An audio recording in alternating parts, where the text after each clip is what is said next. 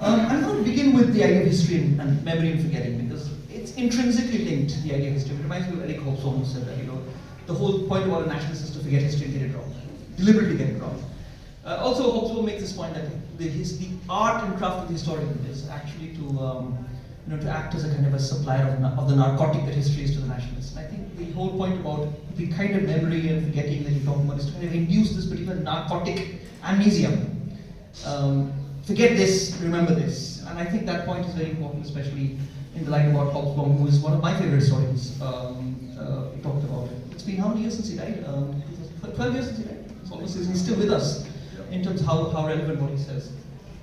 This brings me to another point linked with nationalism. Most of what I'm going to say is about nationalism itself. And as you mentioned in the beginning, this is a deep, microcosmic, ethnographic account. And it's from that I'm trying to draw kind of a larger, as a political scientist, a larger, much larger macro picture, because that's what we political scientists do best. We're no good with ethnographies. When we try it, it's quite often disastrous. Well, we have no monopoly on that. We should just stay away from it, that's all I can say. But let me come to the whole point of memory and nationalism. Because what I always feel that nationalism does, it's a pretty corrosive force. It's corrosive for memory. But what it seeks to do is to sacralize every square inch of the nation state. I mean, this is not my point, I'm not an original person at all. But this is the point that Roger Brubaker makes in his book, Nationalism Reframed.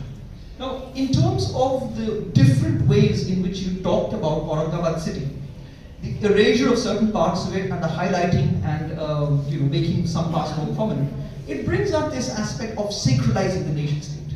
Now, here the Muslim becomes, the Muslim is always problematic. We are a problem. I'm sorry, I realize we are a global problem. Okay, I could apologize for that. But the thing about the Muslim, the idea that linked up with the feudal past, lost in the past, doesn't have market value. Now, in terms of what Brubaker says, he talks about a triad of nationalisms, which I think is always useful to understand. By the way, Brubaker and the way that he talks about nationalism is very different from the kind of developmental way in which people like Hobsbawm talk about nationalism, or Anderson talks about nationalism, or Smith talks about nationalism. This is a kind of an understanding of nationalism as an event, the remarkable pull that nationalism has. So in that sense, I've always found it very attractive to go back to Brubaker. Now, in terms of the triad that Brubaker is talking about, he talks about the nationalizing nationalism, right? In this case, it's Hindutva nationalism. I mean, it's like the kind of continuous, relentless, insatiable attempts that are made to make sure that the nation state is true to its supposed Hindu past. I mean, there is no effort that can ever be spared. And as I said, it's relentless, it's insatiable, it's unstoppable, it's almost futile because it's unstoppable. Okay, so now in this regard, the Muslim identity becomes problematic because it's always linked to what Brubaker calls a national homeland, the kind of affiliation that the minority has with a homeland.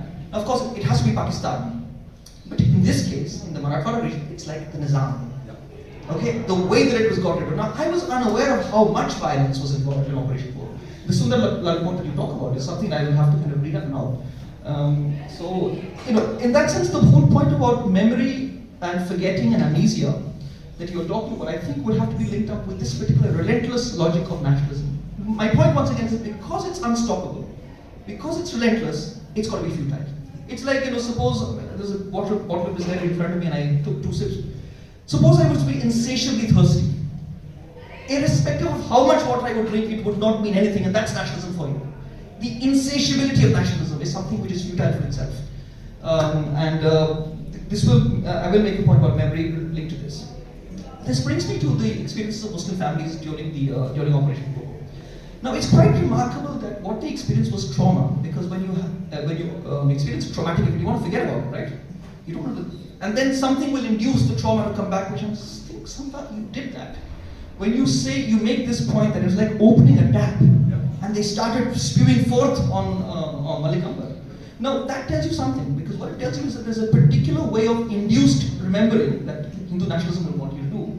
And when it comes to its victims, in this case the Muslims, there's a certain kind of a trauma, a desire to forget, because it was so traumatic.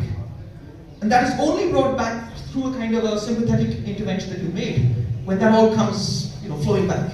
So I'm trying to juxtapose the idea of forgetting, remembering, and the trauma of the victim, in this case the victim of nationalism, which I think is an Then the point about, I was struck by the point that you made about Aurangabad and 500 Mercedes-Benz cars being, I would love to have been part in them, buy one of them.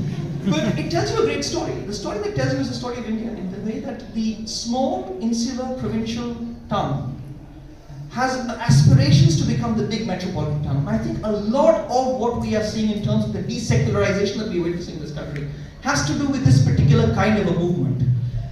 It reminds me of a point that I think Sudipta Kaviraj makes about what he calls the first floor elites and the ground floor elites.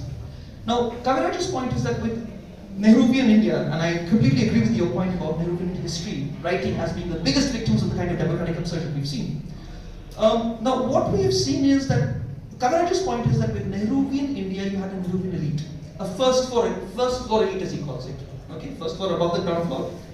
Now, this first floor elite was conversant in English in a particular sort of a way, that this particular aspirational movement from the small provincial insular town to the big town cannot become.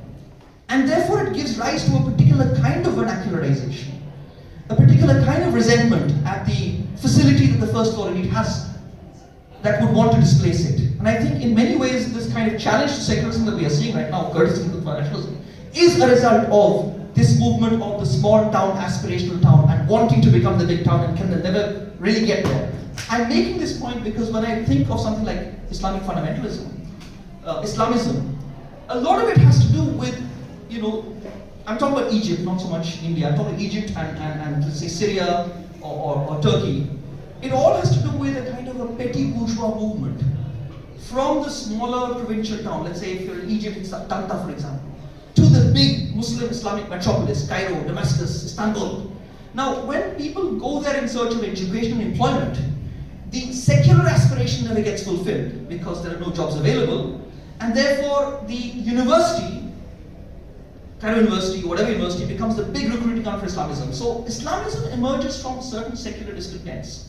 This movement from the small aspirational town to the big town, and I can see something happening here in terms of the career or the life history of Aurangabad. I've never been there, but I must say, reading this paper, my next idea is to, with Harish, who's from that part of the world, we should make a trip there, right?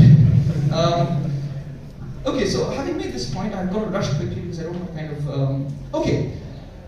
What again struck me, I think this is a point that I would really like you to perhaps explain a little more. When you think of monuments, you think of the imposing grandeur of the monument, right? I mean, when I go to Lal Qila, for example, or I go to Jama Masjid, and I pick up my Muslim identity, which I keep tucked away. I mean, I don't flaunt it too much.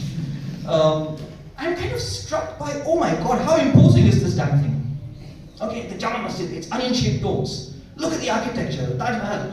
Now, here what you see when it comes to the veneration of Malik Akbar is not the grandeur, the imposing Khuldabad monument, but the decrepitude of the smaller one. And it struck me, I mean, this is memory which is not latching on to imposing grandeur, which is emanating from decrepitude. And I would love to see, perhaps hear a little more from you on that particular point, about how you would explain that. Yeah.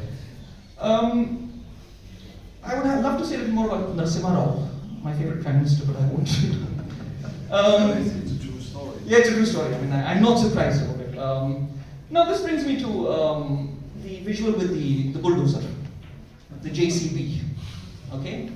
What is most remarkable, the Brits don't make anything anymore. They only make, they sell services. JCBs they make. Yeah. Now, in India, we call it the Jihad Control Board. That's the acronym. Now, what it tells you is that the evanescence of memory, memory is a fleeting thing, right? It's there in your mind, right?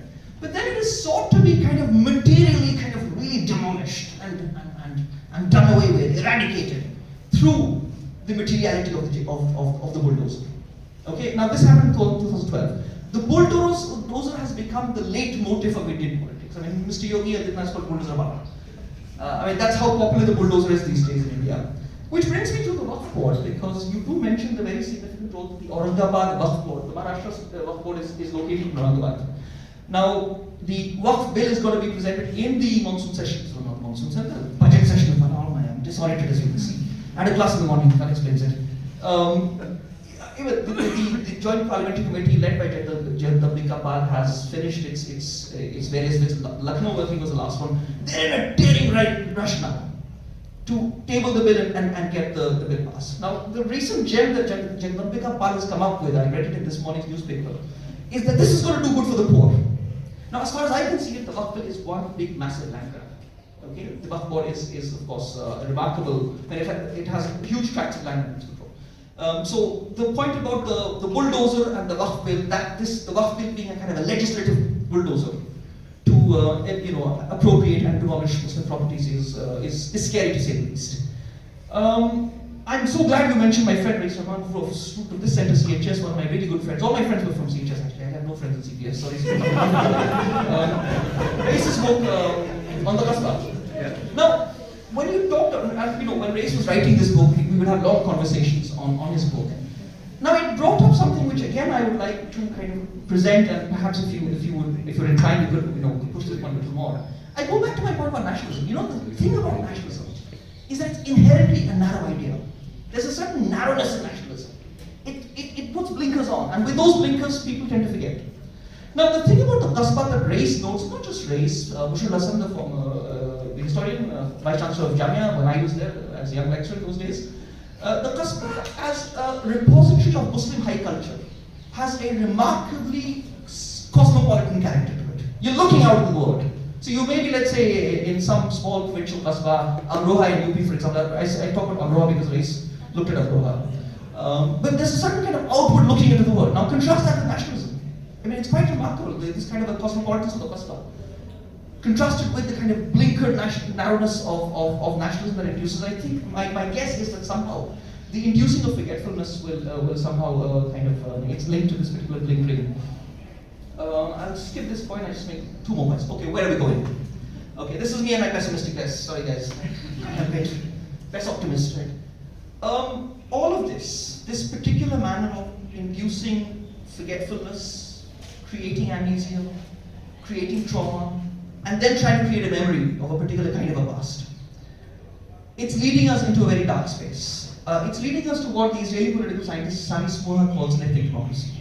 Okay? The most remarkable thing about this kind of nationalism is that it tells you how great the past was, how great the future is going to be, and how damn depressing the present is. Forget about the present. Okay? This is the way that nationalisms of this particular kind operate. Now, as I said, we are, I think, going towards this particular kind of ethnic democracy. You do link democracy to the particular kind of forgetting that is created. That's noted at your end, and of course, Nehru's history is perhaps one of the biggest casualties, the most remarkable, conspicuous casualties of this particular kind of history writing, democracy. Discovering is something I grew up with. I mean, I read it at age 14 for some reason, I don't know why. Lack of books in those days. You read whatever you got your hands on in those days. You didn't have Amazon, you used to just go on a book. But then, let me come to my last point, and I really had to make this point, because this is a big unless. This is like an optimistic ending to that pessimistic note that I made. This is one big unless that I'm putting forward. This can only, the dark depressing thing that I was talking about, can only be prevented if, remember, this kind of memory layering, forget that, remember this, erase that, it leads to a palimpsest. You know what palimpsest is, right? Layer upon layer upon layer. Now the thing about any kind of erasure, and Hindutva nationalism is bent on erasing. The thing about any kind of erasing is that it can't completely wipe something off. At some point, it's going to be recovered. How is that recovered? In the way you were able to make those youngsters open the tap. Now, that kind of recovery of memory, okay, I'm a great fan of Plato, my students are here, remember classical philosophy, Phaedrus. The point that Plato makes in the Phaedrus is remembering, writing as a form of remembering. It's inferior to the spoken word, but what does writing do? Writing is able to induce, make you remember, so that's why you take notes, right? That's why you take notes, and I hope you do take notes in class. The reason I'm bringing up this point of writing is the last visual is powerful. The Ambedkar, the handwriting with the pen, writing the Constitution. Okay, that's significant, it's remarkable, it's revolutionary. Why? Because what we see, courtesy Ambedkar and the association with the Constitution, the writing of the Constitution, I mean the symbolic act of writing is a very significant act. It is the ability to write your own destiny. And I hope, I wish, now I've started praying as well, that the destiny of this country can be rewritten through that particular monumental memorialization of what Ambedkar was. I end on this last point of what in Urdu is called the law of qalam. Okay? The law of qalam means a tablet and writing.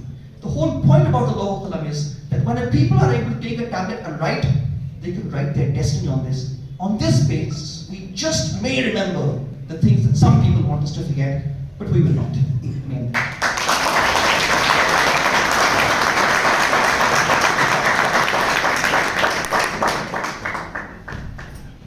Wonderful. Thank you so much. Fantastic comments. There's a lot here to talk about. I will answer some of the questions, yeah, and then we can maybe open Your it up. prerogative.